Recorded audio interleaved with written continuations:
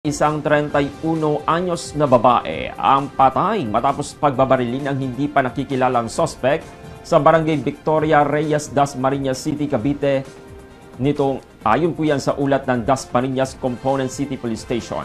Naganap po ang pamamaril bandang alas 8:25 ng gabi, June 29, sa may Ali Pork 3 ng nasabing barangay.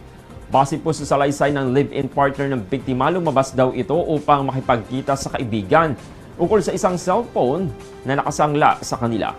Ilang minuto lang ang lumipas, nakarinig siya ng 2 putok ng baril.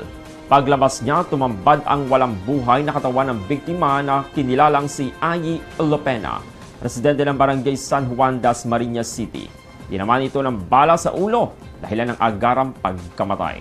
Sa ngayon po patuloy pa ang investigasyon at pagtungis ng pulisya sa salarin na isa umanong hindi pa nakikilalang lalaki.